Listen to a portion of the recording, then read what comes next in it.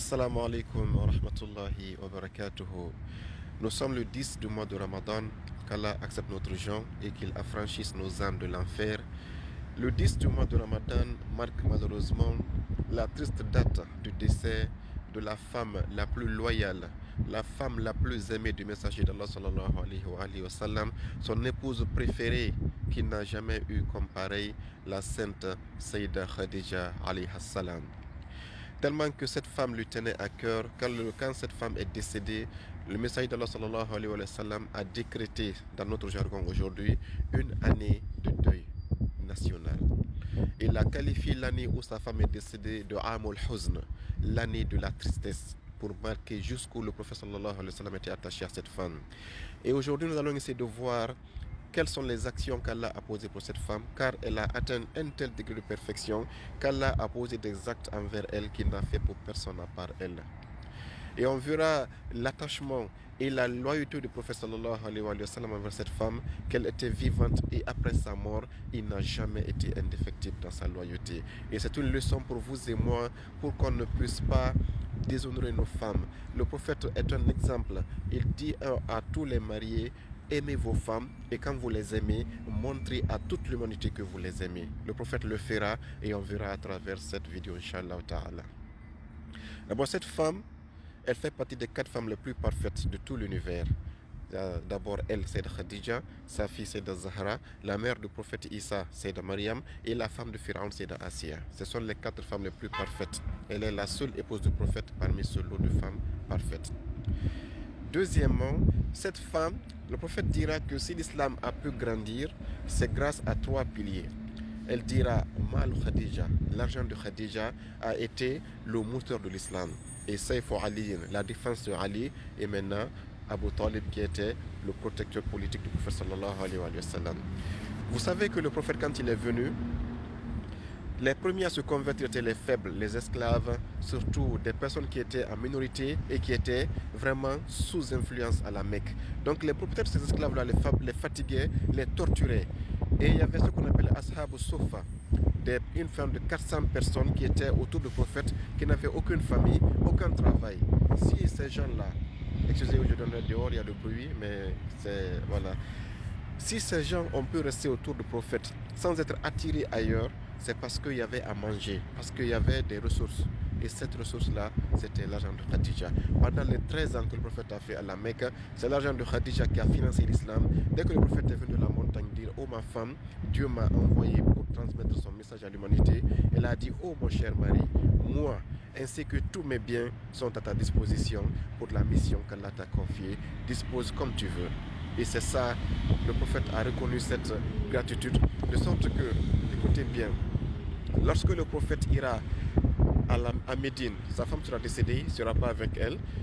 Le prophète va faire 8 ans à Médine et il reviendra à la Mecque, ce qu'on appelle Fatah Makkah, ouvrir la Mecque. Le prophète, quand il reviendra à la Mecque pour casser les idoles à la Kaaba et imposer l'islam, un seul islam comme de la religion, purifier la Kaaba, vous savez qu'est-ce qu'il va faire? Il va penser à Khadija, c'est la reconnaissance. Il n'a pas oublié que si il a eu la force à la Mecque pour supporter 13 ans de famine et de blocus, c'est grâce à l'argent de Khadija. Qu'est-ce qu'il va faire? Vous savez, quand le prophète est venu à Médine, les gens voulaient qu'il habite chez eux. La première fois qu'il est venu à Médine lors de l'Hégire. Et c'est ce chameau-là qui est venu s'installer et puis il a acheté le terrain. Mais quant à la conquête de la Mecque, c'était sa plus grande réussite. C'était le plus grand succès du prophète, c'était Fatah Makkah. Et ce jour-là, quand il est venu à la Mecque, tout le monde aussi voulait héberger le prophète. Mais le prophète, qu'est-ce qu'il a dit? Il a dit: je vais rentrer dans la maison de personne. Vous savez où il a habité? Il a dit: je voudrais poser une tente, Al-Khaïma. Et on a dit: prophète Mohammed, installe ta tente chez nous. On a un terrain vaste. Il a dit: non.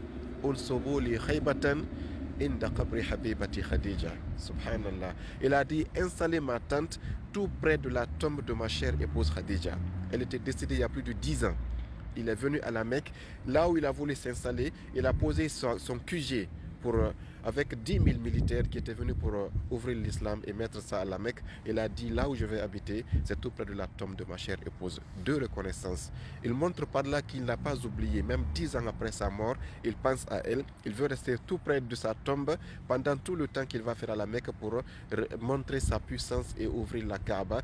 Et deuxièmement, c'est pour dire à Khadija, oh Khadija, si aujourd'hui je suis revenu à la Mecque et l'islam a triomphé et la Mecque aujourd'hui est purifiée des idoles et de l'associationnisme, c'est grâce à ton argent, je te suis reconnaissant. Ça, c'est 10 ans après, le prophète est venu montrer sa gratitude à Khadija et s'est couché près de sa tombe pendant tout le temps que le Fatou Makkah a duré.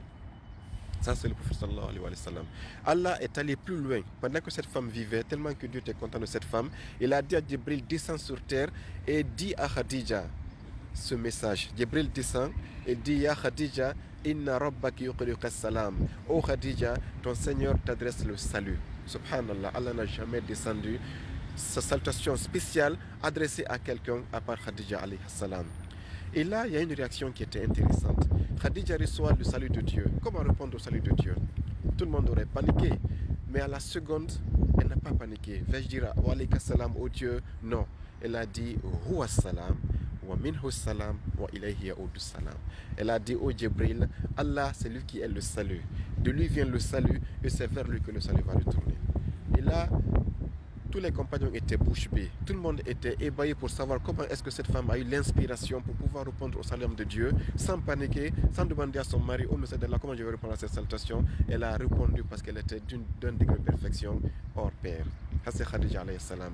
Quand elle décédait, Allah a dit à Jibril, prends un linceul de paradis confectionné par ma miséricorde et va dire au prophète Mohammed que si Khadija décède, c'est dans ce linceul-là qu'elle va être enveloppée. Elle a été la seule à recevoir un linceul paradisiaque dans lequel elle sera enterrée.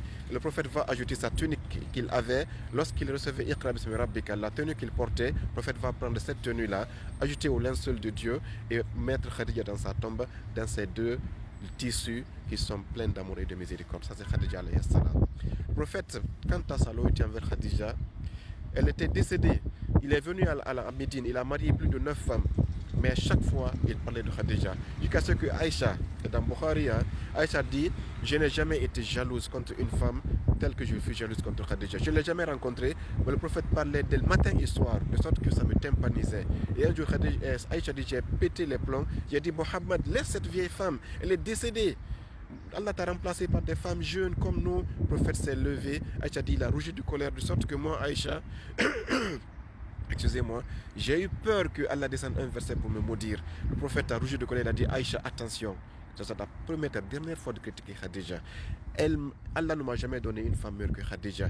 Amanat bihina ina kazabani an-nas. Saddaqatni. Amanat bihina kafara bi an-nas. Saddaqatni ina kazabani an-nas. Wa atani ma la hina mana'atni an-nas. Wa razaqani Allah minha zurriyatan hina mana'ani min khayriha. Le prophète a enchaîné des éloges en poésie. Il a dit, elle a cru à moi quand toute la Mecque me disait que j'étais un fou. Elle m'a donné son argent quand tout le monde me privait. Dieu ne m'a jamais donné meilleur que Khadija.